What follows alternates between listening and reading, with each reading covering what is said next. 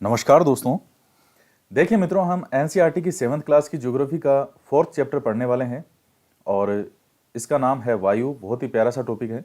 Last जो हमारी class हुई थी उसमें से आपको एक क्वेश्चन का जवाब देना है कि हिमोड का जो निर्माण है वो किसके द्वारा होता है, समुद्र के द्वारा, नदी के द्वारा या रेगिस्तान के द्वारा या हिमानी के द्वारा। तो हिमोड का निर्माण किसके द्वारा होता है वो आपको कमेंट करके बताना है। तो और वीडियो को लाइक जरूर किया कीजिए, ज़्यादा से ज़्यादा शेयर करें। तो नेक्स्ट चैप्टर हम पढ़ते हैं वायु। हमारी पृथ्वी चारों ओर से वायु की घनी चादर से घिरी हुई है जिसे वायुमंडल कहते हैं। पृथ्वी पर सभी जीव जीवित रहने के लिए वायुमंडल पर निर्भर हैं। यह हमें सांस लेने के लिए वायु प्रदान करता है एवं सूर्य की किरणों के हानिकारक प्रभाव से हमारी रक्षा करता है। यदि सुरक्षा की यह चादर न हो तो हम दिन के समय सूर्य की गर्मी से तप्त होकर जल सकते हैं और रात के समय ठंड से जम सकते हैं। अतः यह वायु राशि है जिसने पृथ्वी के तापमान को रहने योग्य बनाया है। तो वायुमंडल जो है वो हमारे एक वायु की घनी जो है वार क्या है, एक चादर है। और हम सभी किस पर निर्भर है, वायुमंडल पर निर्भर है सांस लेने के लिए। और सूर्य के जो किरणों के हानिकारक प्रभाव हैं उनसे हमारी रक्षा करता है कौन, वायुमंडल। और अगर ये वायुमंडल मान लो ना हो बीच में, यानी ये सुरक्षा की चादर ना हो, तो हम दिन के समय गर्मी से तप्त होकर के जल सकते हैं। जैसे वो तेल में फ्राई होता ना पकोड़े, वैसे फ्राई हो जाएंगे। और रात के समय जैसे आइसक्रीम जमती है वैसे हम आइसक्रीम की तरह जम जाएंगे। कार्बन डाइऑक्साइड वायुमंडल में फैलकर पृथ्वी से विकिरित ऊष्मा को पृथ्वी पर रोककर ग्रीन हाउस प्रभाव पैदा करती है, इसलिए इसे ग्रीन हाउस गैस भी कहते हैं। तो कार्बन डाइऑक्साइड जो है ये भी वायुमंडल में होती है। तो ये जो ऊष्मा सूर्य से आती है वो आती तो है लेकिन वापस जो है वो उतनी मात्रा में नहीं जा पाती। कौन रोक लेता है, CO2। तो उसके कारण जो है फिर ग्रीन हाउस इफेक्ट होता है, तो इसीलिए इसे ग्रीन हाउस गैस भी कहते हैं। इसके अभाव में धरती इतनी ठंडी हो जाती कि इस पर रहना असंभव होता। किंतु जब कारखानों और कार के धुएं से वायुमंडल में इसका स्तर बढ़ता है तब इस ऊष्मा के द्वारा पृथ्वी का तापमान बढ़ता है और इसे हम भूमंडलीय तापमान या ग्लोबल वार्मिंग कहते हैं। तापमान में इस वृद्धि के कारण पृथ्वी के सबसे ठंडे प्रदेश में जमी बर्फ पिघलती है जिसके परिणाम स्वरूप समुद्र के जल स्तर में वृद्धि होती है, जिसके तटीय क्षेत्रों में बाढ़ आ सकती है। दीर्घ अवधि में इसके कारण जलवायु में अत्यधिक परिवर्तन हो सकता है जिसके फलस्वरूप कुछ पौधे और पशु लुप्त हो सकते हैं। तो CO2 क्या करती है, देखिए CO2 जो है वो वायुमंडल के अंदर, अब ये जैसे इसमें देखिएगा ये वायुमंडल में गैसों का अनुपात है। नाइट्रोजन जो है वो कितनी होती है, 78%। ऑक्सीजन होती है 21%। और कार्बन डाइऑक्साइड जो होती है ये है 0.03%। और एक फेवरेट क्वेश्चन है, RPSC का हो चाहे दूसरे संस्थाएं हो, CO2 का वो हमेशा जरूर उनके एक रहता है दिमाग में, क्योंकि ऑक्सीजन सबको याद है, नाइट्रोजन भी सबको याद रहता है। याद करने में दिक्कत आती है कार्बन डाइऑक्साइड को। क्यों? क्योंकि 0.3% लिख देते हैं इसको। ये है कितना, 0.03% है ये। लेकिन देखने में लग रहा है कि इनके अनुपात में बहुत कम मात्रा में है, लेकिन इसका और फिर ऑर्गन है 0.93% और बाकी जो है अन्य सभी 0.04%। तो ये क्या करती है, CO2 जो गैस है इसकी जो ये मात्रा है 0.03%। तो इस मात्रा में रहते हुए इसका काम क्या होता है कि जो भी सूर्य की ऊष्मा है, ये जैसे ये CO2 है यहाँ फैली हुई जैसे मान लीजिए, और जो भी सूर्य की रोशनी आती है, जो तापमान है सूर्य का, जो प्रकाश आता है, जो ऊष्मा आती है, वो पृथ्वी पर आती तो है लेकिन वापस जितनी आती है उतनी जो है वो वापस नहीं जाती। तो ये जो CO2 है ये उसको रोकने का काम करती है, उस ऊष्मा को। और आप देख लीजिएगा जहां कुछ प्रदेश जहां थोड़े ठंडे होते हैं, सूर्य का तापमान उतना नहीं आ पाता, लेकिन पेड़ पौधों के लिए एक सामान्य तापमान तो जरूरी है। वहाँ वो क्या क्या करते हैं, कुछ ग्रीन जो ये होते हैं कपड़े या इस तरह के कुछ वो लगा के रखते हैं, और उससे क्या होता है, वो अ, जो सूर्य की तापमान है वो अंदर आता तो है, लेकिन उस अनुपात में जितना आता है उतना वापस नहीं जा पाता। तो उससे क्या होता है, जो पेड़ पौधे हैं उनको एक तापमान जो मिलना चाहिए वो मिल जाता है। तो ये रोकने का काम करती है। अगर ये नहीं हो तो फिर तो समस्याओं का सामना करना पड़े, क्योंकि जितना तापमान ऊष्मा आएगी उतनी ऊष्मा वापस जाएगी। लेकिन समस्या कहाँ आ रही है? समस्या ये आ रही है कि कारखानों और कार के धुएं के कारण इसका स्तर बढ़ता जा रहा है वायुमंडल में। और जब CO2 वायुमंडल में बढ़ेगी तो निश्चित सी बात है, जो जितना अनुपात में वापस प्रकाश जाता था, जितना रुकता था, उसमें फिर जो है वो जो है एक घटाव बढ़ाव की स्थिति हो गई, और तापमान जो है वो पृथ्वी का बढ़ने लग गया। जितना वापस जा पाता था उतना अब नहीं जा पाता। जो विकिरणें हैं, जैसे कोई चीज आप, बॉल है, बॉल को आपने जमीन पे मारा, वो जमीन पे भिड़ के वापस ऊपर आती है ना वो। तो वैसे ही सूर्य की जो किरणें हैं वो पृथ्वी तक आती तो है, लेकिन जितनी आती है उतनी ही उस अनुपात में वापस नहीं जाती, जितनी थोड़ी बहुत जाती है। लेकिन अब ये इसके कारण, CO2 के कारण क्या हो रहा है, बहुत ज्यादा मात्रा में जो है वो विकिरणें यहीं रुक रही है। यहां रुकेगी तो पृथ्वी का तापमान बढ़ेगा, और जब पृथ्वी का तापमान बढ़ेगा तो इसी को हम कहते हैं भूमंडलीय तापन या ग्लोबल वार्मिंग। तो जो हिम है, ग्लेशियर है, वो पिघलेंगे, और पिघलेंगे तो फिर मालदीव जैसे जो देश हैं उनके लिए तो कहा जा रहा है कि अगले आने वाले 50 साल के अंदर वो डूब जाएंगे पूरी तरीके से, क्योंकि जो ग्लेशियर वगैरह पिघल रहे हैं। पिघलेंगे तो समुद्र का जलस्तर बढ़ रहा है, जलस्तर बढ़ेगा तो जो कुछ इस तरह के देश जो हैं, एक जहां समुद्र से ही घिरे हुए हैं, तो उनकी आशंका है कि वो धीरे धीरे डूब सकते हैं। वायुमंडल का संघटन। क्या आप जानते हैं कि जिस वायु का उपयोग हम सांस लेने के लिए करते हैं, वास्तव में वह अनेक गैसों का मिश्रण है। नाइट्रोजन और ऑक्सीजन ऐसी दो गैसें हैं जिनमें वायुमंडल का बड़ा भाग बना है। CO2, helium, ozone, argon, hydrogen कम मात्रा में पाई जाती है। इन गैसों के अलावा धूल के छोटे छोटे कण भी हवा में मौजूद होते हैं। देखिए, नेचर ने क्या जबरदस्त सिस्टम बनाया है कि ये सब एक अनुपात होता है, और ये इसी अनुपात में चीजें सबसे बेस्ट है। हम ये नहीं कह सकते कि नाइट्रोजन इतनी ज़्यादा क्यों होती है, या ऑक्सीजन जो है वो 21% क्यों है। ये अगर 5% होती या 50% होती, या ऑक्सीजन 78% होती तो क्या होता, तो फिर बहुत गड़बड़ियाँ होती। मानव जीवन जो है वो फिर दुभर होता, नहीं होता। ये सब का एक अनुपात है। इन गैसों के अलावा धूल के छोटे छोटे कण भी हवा में मौजूद रहते हैं। 4.1 में वर्तारेख दिया गया है जिसमें वायु के विभिन्न संकटों प्रतिशत दर्शाए गए हैं, तो ये आप याद कर लेना इसको। नाइट्रोजन वायु में सर्वाधिक पाई जाने वाली गैस है। जब हम सांस लेते हैं तब फेफड़ों में कुछ नाइट्रोजन भी ले जाते हैं और फिर उसे बाहर निकाल देते हैं, परंतु पौधों को अपने जीवन के लिए नाइट्रोजन की आवश्यकता होती है। ये सीधे वायु नाइट्रोजन से नहीं ले पाते। मृदा तथा कुछ पौधों की जड़ों में रहने वाले जीवाणु वायु से नाइट्रोजन लेकर इसका स्वरूप बदल देते हैं, जिससे पौधे इसका प्रयोग कर सकें। अब तो हमारे नाक और मुंह है, हम तो सीधा सांस ले लेते हैं। अब इनके तो पौधों के ऐसा सिस्टम नहीं है इसमें। तो जड़ों में रहने वाले जो जीवाणु हैं, उनके माध्यम से नाइट्रोजन को लेकर के इसका स्वरूप बदलते हैं, फिर पौधे इसको ग्रहण करते हैं। वो पूरा एक साइकिल होता है, एक चक्र होता है। एक जीवाणु होता है राइजोबियम। ऑक्सीजन वायु में प्रचुरता से मिलने वाली दूसरी गैस है। मनुष्य तथा पशु सांस लेने में वायु से ऑक्सीजन प्राप्त करते हैं। हरे पादप प्रकाश संश्लेषण द्वारा ऑक्सीजन उत्पन्न करते हैं। इस प्रकार वायु में ऑक्सीजन की मात्रा समान बनी रहती है। यदि हम वृक्ष काटते हैं तो यह संतुलन बिगड़ जाता है।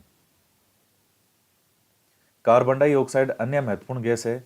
हरे पादप अपने भोजन के रूप में CO2 का प्रयोग करते हैं और ऑक्सीजन वापस देते हैं। मनुष्य और पशु कार्बन डाइऑक्साइड गैस बाहर निकालते हैं।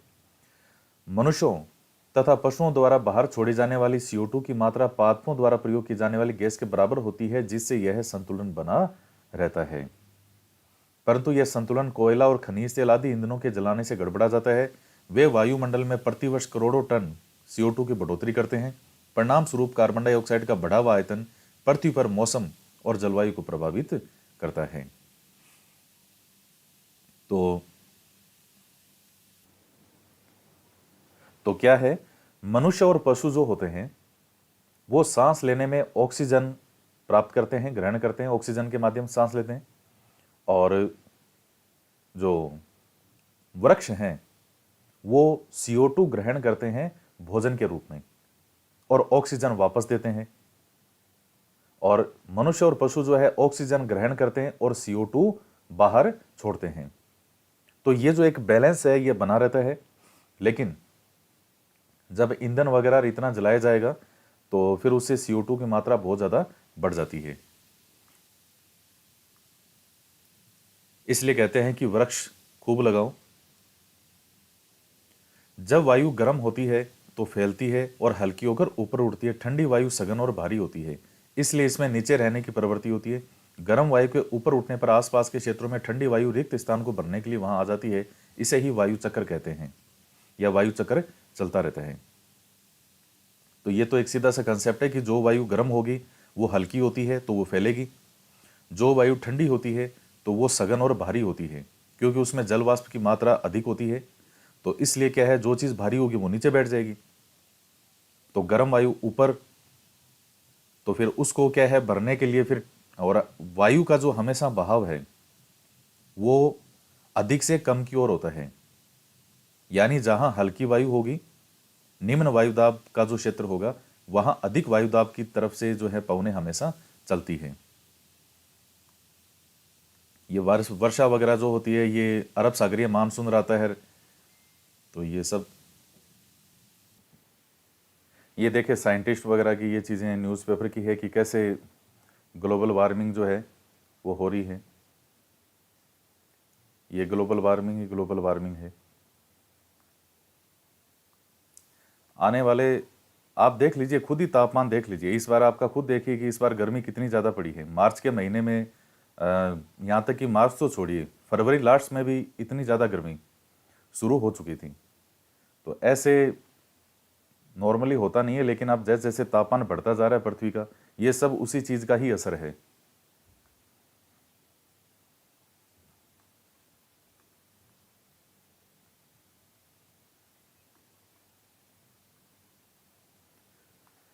वायुमंडल की संरचना। हमारा वायुमंडल 5 परतों में विभाजित है। पृथ्वी की सतह से आरंभ होती है सोममंडल, समताप मंडल, मध्य मंडल, बाह्य वायुमंडल और बहिर्मंडल। सबसे पहले बात करते हैं सोममंडल की। यह परत वायुमंडल की सबसे महत्वपूर्ण परत है। सबसे महत्वपूर्ण परत है, यह पॉइंट इसमें महत्वपूर्ण है। इसकी औसत ऊंचाई 13 किलोमीटर है। हम इसी मंडल में मौजूद वायु में सांस लेते हैं। यानी जो हमारी सतह है जहां हम रहते हैं पृथ्वी पर, तो हमारी सतह से 13 किलोमीटर की ऊंचाई तक जो है वो कौन सा है, सौरमंडल। मौसम की सभी, लगभग सभी घटनाएं जैसे वर्षा, कोहरा, ओलावर्षण इसी परत के अंतर्गत होती है। इसके बाद में आता है समताप मंडल। सौरमंडल के ऊपर का भाग समताप मंडल कहलाता है, लगभग 50 किलोमीटर की ऊंचाई तक। यह परत बादलों और मौसम संबंधी घटनाओं से लगभग मुक्त होती है। इसके फलस्वरूप यहाँ की परिस्थितियां हवाई जहाज उड़ाने के लिए आदर्श होती है। समताप मंडल की एक महत्वपूर्ण विशेषता है कि इसमें ओजोन गैस की परत होती है। यह परत सूर्य से आने वाली हानिकारक जो पराबैंगनी किरणें होती है उनसे हमारी रक्षा करती है। तो जो पराबैंगनी किरणें होती है वो इतनी ज़्यादा हानिकारक होती है कि उससे जो स्किन का कैंसर तक हो सकता है। लेकिन ओजोन जो परत है ये भी धीरे धीरे, चूंकि इतने ज़्यादा जो ये हो रहे हैं साधन, जिनके कारण जो है ओजोन गैस का भी एक होल है और वो धीरे धीरे इतना बड़ा होता जा रहा है कि पराबैंगनी किरणें जो है वो डायरेक्ट पृथ्वी तक आ रही है। तो ओजोन परत जो है वो रोकने का काम करती है सूर्य की हानिकारक गैसों से। तो ध्यान रखिएगा, हवाई जहाज उड़ाने के लिए आदर्श जो एक जगह है वो कौन सी है? समताप मंडल, क्योंकि वहां पर ये वर्षा, बारिश होना और ये जो जैसे पक्षी वगैरह ये चीज़ें वहाँ समताप मंडल में सामान्यतया नहीं होती। तो हवाई जहाज आराम से उड़ता रहता है।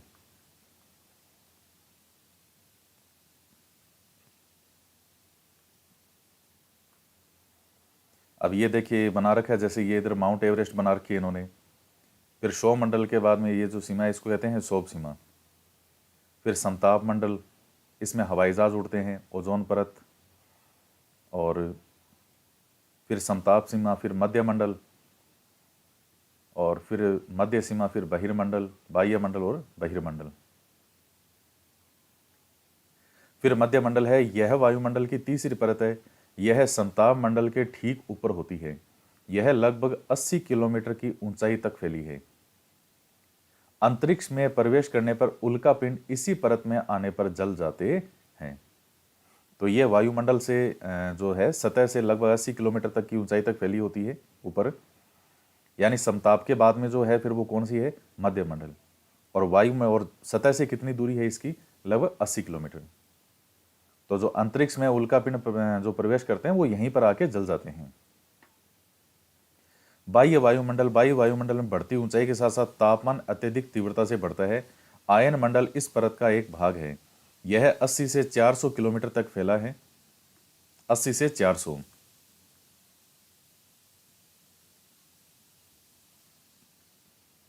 रेडियो संचार के लिए इस परत का उपयोग होता है। वास्तव में पृथ्वी से प्रसारित रेडियो तरंगे इस परत द्वारा पुनः पृथ्वी पर परावर्तित कर दी जाती है। तो ये जो रेडियो तरंगे वाला जो है वो किस में होता है? इसमें बाह्य मंडल। फिर आता है बहिर्मंडल। वायुमंडल के सबसे ऊपरी परत को बहिर्मंडल के नाम से जानते हैं। यह वायु की पतली परत होती है। हल्की गैसें जैसे हीलियम और हाइड्रोजन यहीं से अंतरिक्ष में तैरती रहती है। तो ये 5 मंडल हैं: क्षोभ, समताप, मध्य, बाह्य और बहिर्मंडल। क्षोभ मंडल के अंदर क्या होता है? जो भी वायुमंडल से संबंधित घटनाएं हैं, बारिश होना, ओले पड़ना, ये सब चीजें कहाँ होती है? क्षोभ मंडल में। तो उसके बाद समताप मंडल आता है। इसमें जहाज, जो हवाई जहाज हैं वो इसी में उड़ते हैं, क्योंकि यहाँ शांत होता है मौसम। यहाँ ये वायुमंडलीय घटनाएं वगैरह जो हैं, आप जैसे हवाई जहाज में बैठते हैं तो जब वो समताप मंडल में उड़ रहा होता है, जो हवाई जहाज का कैप्टन होता है वो बोल के बताता है कि हम इतने जो है किलोमीटर या मीटर की ऊंचाई पर उड़ रहे हैं। तो आपको बादल नीचे दिखाई देते हैं, यूं आप ऊपर उड़ रहे हो और आपको नीचे ऐसे बादल दिखाई देते हैं। तो कई बार तो ऐसा लगता है जैसे बर्फ के पहाड़ होते हैं, उस प्रकार से चारों तरफ बर्फ के पहाड़ी पहाड़, ऐसा लगता है कि जैसे बर्फ के पहाड़ हो। किसको देख करके? इन बादलों को देख करके।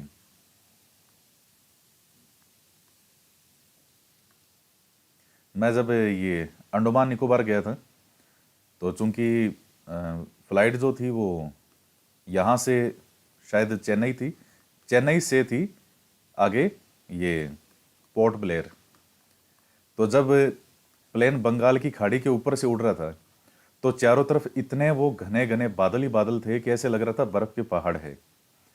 तो नज़ारा वैसे तो बहुत सुंदर था, लेकिन मुझे ऐसे फील हुआ कि अगर ये जहाज अभी नीचे गिर जाए तो घर वालों को बॉडी भी नहीं मिलेगी कि भाई साहब गए कहाँ, इतनी बड़ी बंगाल की खाड़ी के अंदर पूरा जहाज कहाँ समा गया। क्योंकि सारा फिर वो पानी पानी है, वो तो इधर दक्षिण भारत से चेन्नई से लेकर के फिर पूरा पोर्ट ब्लेयर तक, बीच में कोई स्टॉपेज नहीं है, वो पूरा पानी में से पूरे बंगाल की खाड़ी के ऊपर से उड़ती है वो।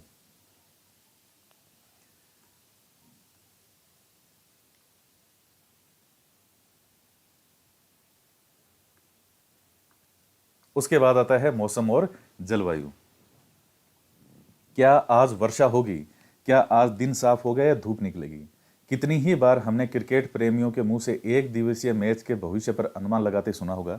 यदि हम कल्पना करें कि हमारा शरीर एक रेडियो है और मस्तिष्क उसके स्पीकर, तो मौसम वह है जो इसके नियंत्रण बटनों से छेड़छाड़ करता रहता है। मौसम वायुमंडल की प्रत्येक घंटे और दिन प्रतिनिधि की स्थिति होती है, प्रतिदिन की। आर्द्र और गर्म मौसम किसी को भी चिड़चिड़ा बना सकता है। अच्छा हवादार मौसम हमें आनंद देता है, हमने घूमने की योजना भी बना सकते हैं। मौसम नाटकीय रूप से दिन प्रतिदिन बदलता है। अभी इतनी जो लिखी है इसकी जगह सीधा ही लिखते, जो दिन प्रतिदिन के अंदर जो एक बदलाव होता है उसी को हम क्या कहते हैं, मौसम कहते हैं। जो मौसमी दशाओं की जो अल्पकालीन दशाएं हैं मौसम की, या जो भी तापमान, आर्द्रता, जैसे आर्द्रता है, तापमान है, ये जलवाष्प्रिय, तो दिन प्रतिनिधि के अंदर जो अल्पकालिक जो इनमें बदलाव होते हैं उसको हम कहते हैं मौसम। और जो दीर्घकालीन तक जो रहने वाला जो एक जो ये स्थिति है, आर्द्रता, तापमान, तो उसको हम कहते हैं जलवायु।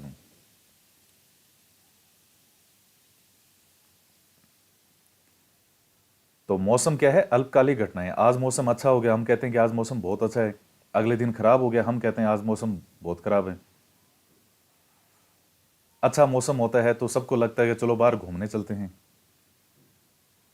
यह जानकर आपको आश्चर्य होगा कि पृथ्वी सूर्य की ऊर्जा के, अब ये कितना हो गया, इकाई, ढाई, सैकड़ा, हजार, 10,000, लाख, 10 लाख, करोड़, 10 करोड़, 20 करोड़ भाग का केवल एक भागवां, यानी 2 अरबवां ही भाग जो प्राप्त करती है। तो इतना नहीं करती। तो अब आता है तापमान। आप प्रतिदिन जिस तापमान का अनुभव करते हैं वह वायुमंडल का तापमान होता है। वायु में मौजूद ताप और शीतलता के परिमाण को तापमान कहते हैं। वायु में मौजूद ताप और शीतलता के परिमाण को, वायुमंडल का तापमान केवल दिन और रात में ही नहीं बदलता, ऋतुओं के अनुसार भी बदलता है। शीत ऋतु की अपेक्षा ग्रीष्म ऋतु ज्यादा गर्म रहती है।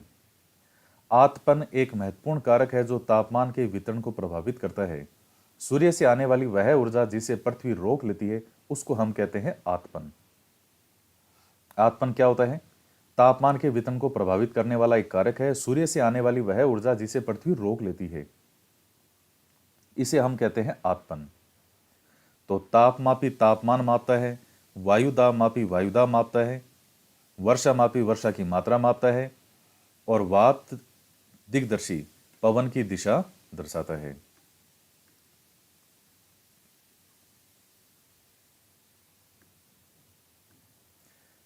आतपन यानी सूर्यातप की मात्रा भूमध्य रेखा से ध्रुवों की ओर घटती है, इसलिए तापमान उसी प्रकार घटता जाता है।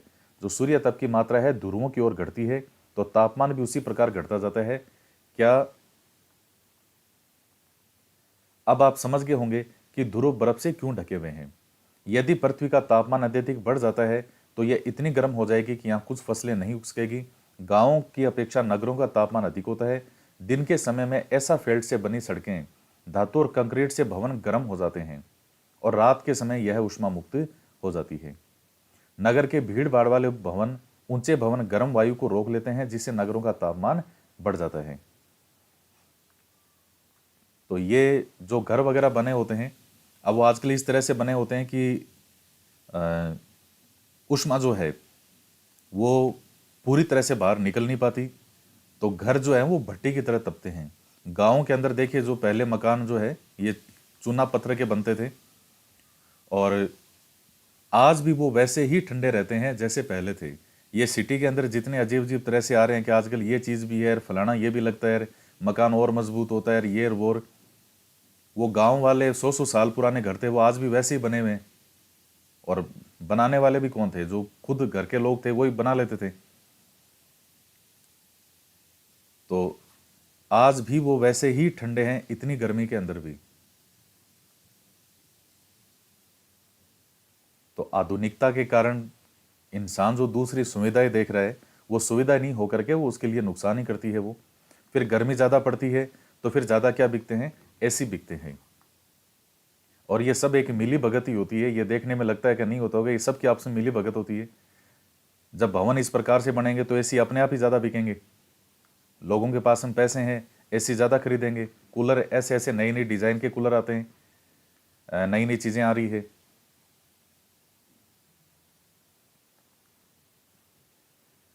तो उससे जो है पृथ्वी का तापमान बढ़ेगा।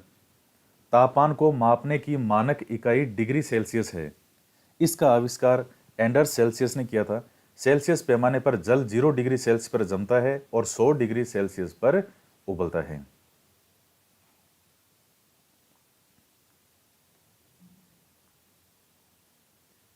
वायु दाब। आपको जानकर आश्चर्य होगा कि वायु हमारे शरीर पर उच्च दाब के साथ बल लगाती है, किंतु हम इसका अनुभव नहीं करते हैं। यह इसलिए होता है क्योंकि वायु का दाब हमारे ऊपर सभी दिशाओं से लगता है और हमारा शरीर विपरीत बल लगाता है। तो वायु हमारे शरीर पर भी क्या है, उच्च दाब के साथ बल लगाती है। तो वायु का दाब हमारे ऊपर सभी दिशाओं से लगता है। पृथ्वी की सतह पर वायु के भार द्वारा लगाया गया दाब वायु दाब कहलाता है। भाई, वायु के अंदर भी तो एक दाब होता है, वायु में भी तो भार होता है, तो उसका दाब तो लगता ही है पृथ्वी पे। वायुमंडल में ऊपर की ओर जाने पर दाब तेजी से गिरता है। समुद्र स्तर पर वायु दाब सर्वाधिक होता है और ऊंचाई पर जाने पर यह घटता है। वायु दाब का क्षैतिज वितरण किसी स्थान पर उपस्थित वायु के ताप द्वारा प्रभावित होता है। दाब कितना रहेगा, कितना फैलेगा, यह वहां वायु का जो ताप है उस पर निर्भर करता है। यह निम्न दाब का क्षेत्र बनाता है। निम्न दाब, अधिक तापमान वाले क्षेत्रों में वायु गर्म होकर ऊपर उठती है, यह निम्न दाब का क्षेत्र बनेगा। निम्न दाब बादल युक्त आकाश और नम मौसम के साथ जुड़ा होता है। कम तापमान वाले क्षेत्रों में वायु ठंडी होगी, यह भारी होती है, और भारी वायु नियमित होकर उच्च दाब का क्षेत्र बनाती है। उच्च दाब के कारण स्पष्ट और स्वच्छ आकाश होते हैं। वायु सदैव उच्च दाब क्षेत्र से निम्न दाब की ओर गमन करती है। तो इसमें कई चीजें हैं। एक तो यह है कि पृथ्वी पर वायु का दाब लगता है। दूसरी बात, वायु दाब जो है उसका वितरण उस वायु के ताप द्वारा प्रभावित होता है। ताप ज्यादा होगा तो वायु हल्की होकर ऊपर उड़ती है, तो वहां एक निम्न वायु दाब का क्षेत्र बनेगा। जहां ताप कम होगा तो वायु भारी हो जाएगी, क्योंकि वाष्प की मात्रा, जल वाष्प की मात्रा बढ़ जाएगी उसमें। तो और वायु जो है वो सदैव उच्च दाब से निम्न दाब की ओर गमन करती है। देखिए, हमें आज सामने यूं ऐसा लगता है कि जैसे जल वाष्प कहीं नहीं है, मतलब सामने यूं लगता है कि जल की बूंदे कहाँ हैं। आप कोई स्टील का गिलास लीजिए, स्टील के गिलास के अंदर बहुत बर्फ जैसा ठंडा पानी जो है उसमें डालिए आप, और आप देखेंगे कि उस स्टील के गिलास के बाहर आपको बूंदे बूंदे दिखाई देगी। अब मैं जब छोटा था तो मुझे लगता था इसके स्टील के गिलास में ऐसा क्यों होता है कि उसमें बर्फ जैसा अगर पानी डाल दो तो बाहर ये बूंदे बूंदे निकल जाती है। स्टील के गिलास में से बाहर कैसे निकल गई है? तो वो बाहर नहीं निकली है, वो बाहर वायु के अंदर जो जल वाष्प की मात्रा है, वो जल वाष्प जब उस ठंडी सतह के संपर्क में आया तो वो बूंदों में कन्वर्ट हो गया। तो ये चीज ये क्या बताता है कि हमारे चारों तरफ जो है वो जल वाष्प की मात्रा होती है। तो जल वाष्प की मात्रा ज्यादा होगी, हवा भारी होगी। वो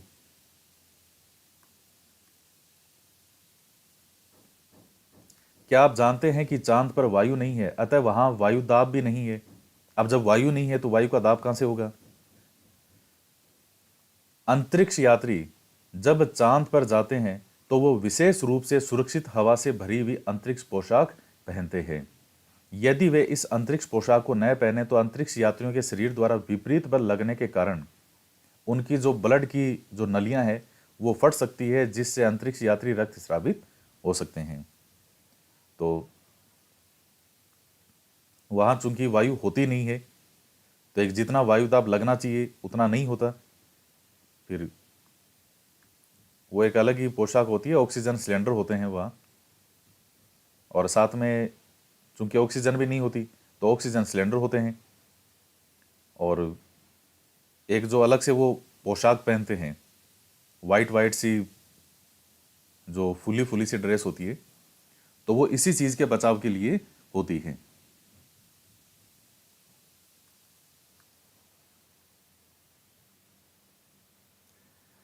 फिर आता है पवन। उच्च दाब क्षेत्र से निम्न दाब क्षेत्र की ओर की वायु की गति को पवन कहते हैं।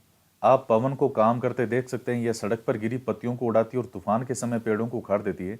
कभी कभी जब आप पवन धीरे बहती है तो आप इसे महीन धूल या धुएं के उड़ाते देख सकते हैं। कभी कभी पवन इतनी तेज होती है कि इसकी विपरीत दिशा में चलना कठिन हो जाता है। आपने अवश्य अनुभव किया होगा कि तेज पवन में छाता लेकर चलना आसान नहीं है। 3 अन्य उदाहरण सोचिए जब तेज पवन के कारण आपके लिए समस्या उत्पन्न हुई हो। पवन को मुख्यतः 3 प्रकारों में विभाजित किया जा सकता है। तो अब इधर क्या है, पवन का नाम उसके आने की दिशा के आधार पर निर्धारित होता है। पश्चिम में आने वाली पवन को, पश्चिम से आने वाली पवन को हम पश्चिमी या पछुआ पवन कहते हैं।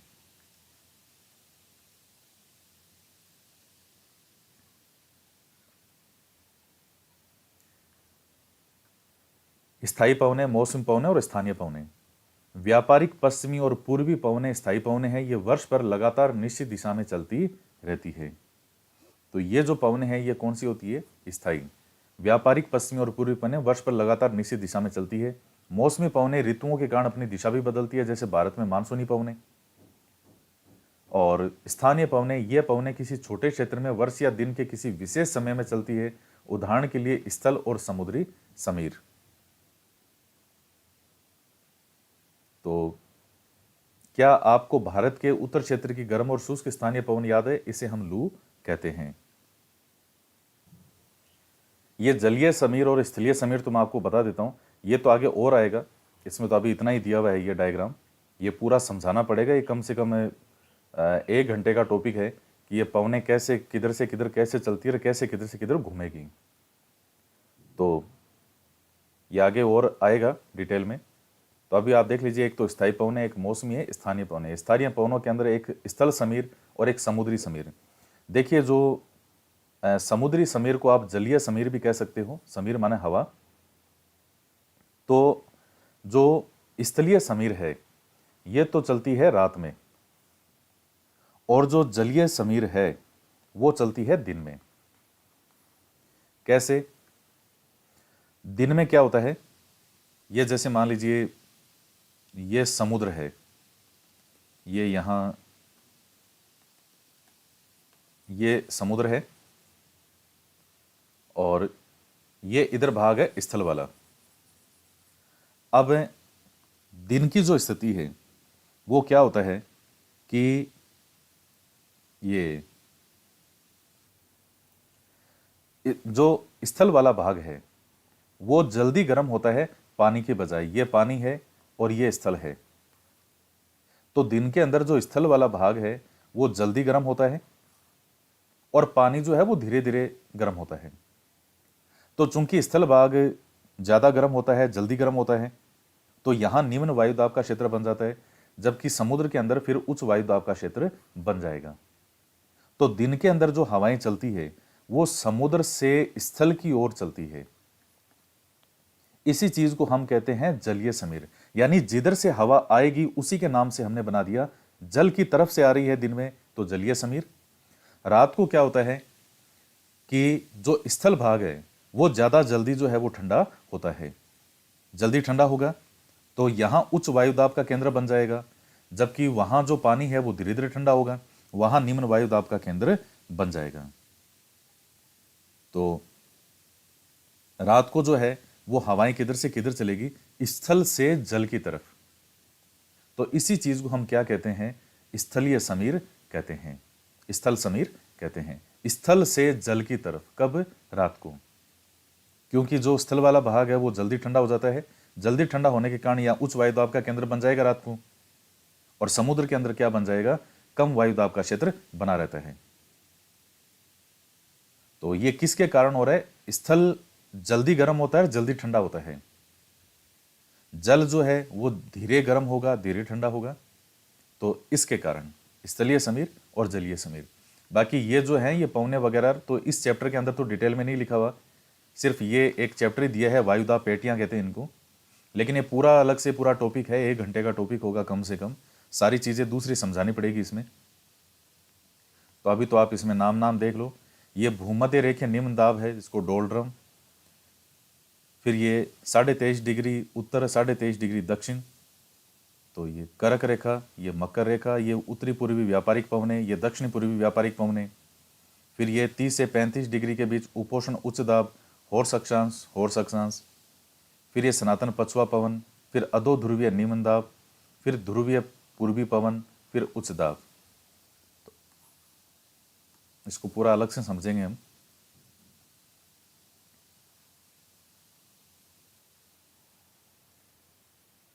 देखिए चक्रवात, भारत के पूर्वी समुद्री तट पर स्थित ओडिशा में बंगाल की खाड़ी से उठने वाले चक्रवातों का खतरा बना रहता है। 17 से 18 अक्टूबर 1999 को राज्य के 5 जिलों में चक्रवात आया। 29 अक्टूबर 1999 को एक अन्य महाचक्रवात आया जिससे राज्य के बड़े भाग में तबाही मचाई। मुख्यतः पवन का वेग, वर्षा और ज्वारीय प्रोत्कर्ष से हानियां हुई। 260 किलोमीटर प्रति घंटे तक के वेग वाली पवन 36 घंटे से भी ज्यादा समय तक चलती रही। तीव्र वेग वाली इस पवन ने पेड़ों को उखाड़ दिया और कच्चे घरों को नष्ट कर दिया। अनेक औद्योगिक भवनों और अन्य घरों की छतें उड़ गई। विद्युत आपूर्ति और टेलीफोन लाइनें पूरी तरह से कट गई। चक्रवात के फलस्वरूप लगातार 3 दिनों तक भारी वर्षा होती रही। इस वर्षा के कारण ओडिशा की प्रमुख नदियों में बाढ़ आ गई। चक्रवाती पवनों के कारण उठी ज्वारीय तरंगे स्थल पर 20 किलोमीटर तक आ गई और फलस्वरूप तटीय क्षेत्रों में भयानक तबाही हुई। अचानक 7 से 10 मीटर ऊंची ज्वारीय तरंगे आ गई जिसके कारण तैयार खड़ी धान की फसल भी पूरी तरह से नष्ट हो गई। तो ये किसके कारण होता है? चक्रवात के कारण। चक्रवात के भी प्रकार होते हैं। तो ये चक्रवात के अंदर भी देखिए वही है, निम्न वायुदाब का क्षेत्र और अधिक वायुदाब का क्षेत्र। तो चूंकि एक गर्म हवा का क्षेत्र होता है, निम्न वायुदाब का क्षेत्र होता है, तो वो एक कम वायुमंडलीय दाब की स्थिति होती है। और जब एक तरफ से गर्म हवाएं और दूसरी तरफ से ठंडी हवाएं जब ये मिलती है तो वो एक गोलाकार आंधी का रूप ले लेती है। यूं साइक्लोन, जिसको चक्रवात को इंग्लिश में साइक्लोन कहते हैं, इस प्रकार से, तो उसी को चक्रवात कहते हैं।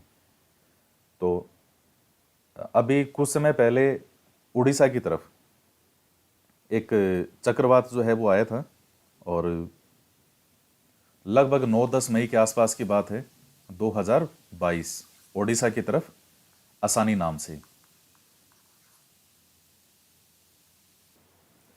तो ध्यान रखिएगा, आसानी नाम से आया था ये। उड़ीसा, इधर आंध्र प्रदेश, इधर जो भाग थे तट वाले भाग, इस तरफ।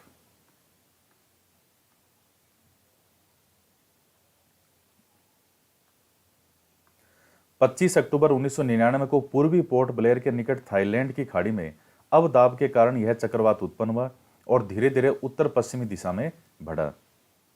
गहन होकर इसने महाचक्रवात का रूप धारण कर लिया। 29 अक्टूबर को सुबह 10:30 बजे ओडिशा के इरेसामा एवं बालीकुड़ा के बीच के क्षेत्रों को प्रभावित किया। तो अब चूंकि समसामयिक से रिलेटेड प्रश्न अगर कोई करंट का किसी एग्जाम में आता है तो अभी 1999 वाला तो वैसे नहीं पूछता वो, बाकी आपकी जानकारियों के लिए जरूर है।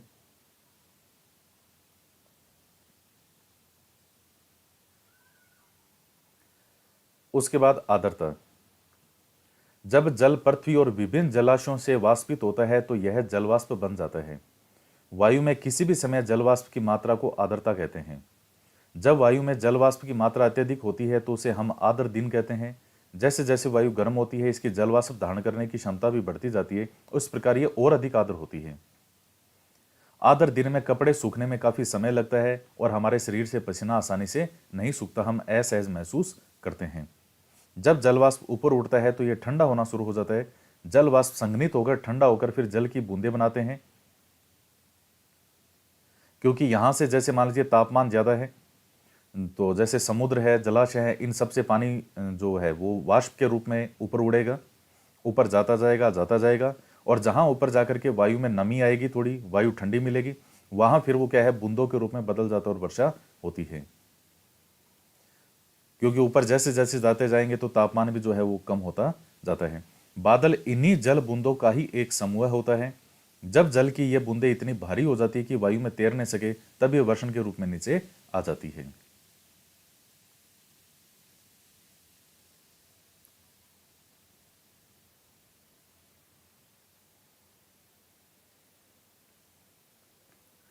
पृथ्वी पर जल के रूप में गिरने वाला वर्षण जो है वो वर्षा कहलाता है। ज्यादातर भूमि का जल वर्षा जल से ही प्राप्त होता है। पौधे जल संरक्षण से मदद करते हैं। जब पहाड़ी पार्श्वों से पेड़ काटे जाते हैं, वर्षा जल अनावर्त पहाड़ों से नीचे बहता और निचले इलाकों में बाढ़ का कारण बनता है। तो क्रिया विधि के आधार पर वर्षा के 3 प्रकार होते हैं: संवहनी वर्षा, पर्वतीय वर्षा और चक्रवाती वर्षा। तो ये संवहनी वर्षा, ये पर्वतीय वर्षा और ऊपर जो डायग्राम था वो चक्रवाती वर्षा का था। ये ठंडी वायु और गर्म वायु जब मिलती है, ये आर्द्र वायु पर्वत की तरफ, और यह है संवहनी वर्षा।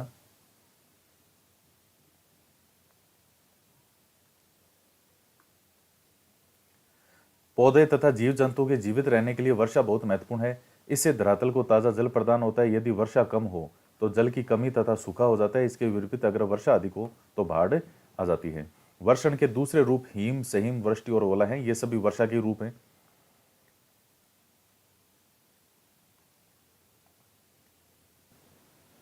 तो अब हम प्रश्न करते हैं, निम्नलिखित में से कौन सी गैस हमें सूर्य की हानिकारक किरणों से बचाती है? हानिकारक किरणों से कौन सी बचाती है? वो है ओजोन गैस। वायुमंडल की सबसे महत्वपूर्ण परत है तो कौन सी है? सबसे कौन सी होगी? सौरमंडल, बाह्य वायुमंडल या मध्य मंडल? तो सही उत्तर क्या हो जाएगा? सौरमंडल हो जाएगा। इंग्लिश में इसको कहते हैं ट्रोपोस्फेयर।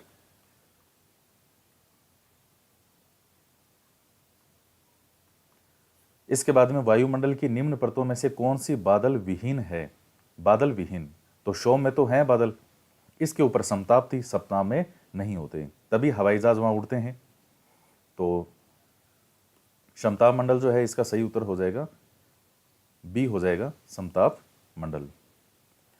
वायुमंडल की परतों में जब हम ऊपर जाते हैं तब वायु दाब क्या होता है? तो वायुमंडल की परतों में जब हम ऊपर की तरफ जाते हैं तब वायु दाब घटता है या बढ़ता है? तो क्या होगा सही उत्तर? घटता है, बी हो जाएगा, डिक्रीज होता है। जब वृष्टि तरल रूप से पृथ्वी पर आती है तो उसे हम क्या कहते हैं? क्लाउड कहते हैं, रेन कहते हैं या स्नो कहते हैं? तो सही उत्तर क्या हो जाएगा? वर्षा हो जाएगा, रेन। तो ये 5 प्रश्न हो गए। अब ये मिलान करने वाले हैं। व्यापारिक पवन, लू, मानसून, पवन, सूर्य से आने वाली ऊर्जा, मौसम पवन, पवन की क्षैतिज गति, ओजोन गैस की परत, स्थायी पवन और स्थानीय पवन। आप वीडियो को स्टॉप करके और इनको आपस में मिलान करो और मैं इसका आगे आंसर आपको बताता हूं कि क्या होगा। देखिए, सबसे पहले व्यापारिक पवन को देखिए, ये कैसी पवन है? इनमें से क्या है ये? तो ये एक स्थायी पवन है। कै का हो जाएगा 5वां, स्थायी पवन। उसके बाद लू जो है ये कैसी पवन होती है? लू एक स्थानीय पवन होती है। उसके बाद मानसून जो है वो क्या है? ये वाला नहीं होगा, ये क्षैतिज गति नहीं होगा, ओजोन गैस की परत नहीं होगा। मौसमी पवन, मानसून का हो जाएगा मौसमी पवन है ये। और फिर आता है डी, पवन। तो पवन क्या हो जाएगा? पवन क्या हो जाएगा? ये पवन की क्षैतिज गति, ये वाला ऑप्शन हो जाएगा। तो ये 4 हो गए, इन्होंने 6 दिए थे इधर, ये 4 में से 4 मिलान हो गए। तो इस प्रकार से तो व्यापारिक पवन एक स्थायी पवन है, लू एक स्थायी पवन है ना, व्यापारिक पवन एक स्थायी पवन, लू एक स्थानीय पवन, मानसून क्या हो गया? मौसमी पवन, पवन हो गया पवन की क्षैतिज गति। तो ये आपका 4th चैप्टर जो है ये कंप्लीट होता है ज्योग्राफी का। तो बहुत शानदार शानदार चैप्टर हैं और इनमें बहुत ज़बरदस्त चीज़ें हैं। मैटर उतना नहीं होता, कम मैटर होता है, वन लाइनर चीज़ें हैं। तो इनको आप अच्छे से करते हैं तो बहुत ज़्यादा बेनिफिट है आपको। तो इस वीडियो के अंदर इतना ही। वीडियो को लाइक ज़रूर करें, ज़्यादा से ज़्यादा शेयर करें। तो मिलते हैं नेक्स्ट वीडियो में। जय हिंद, जय भारत।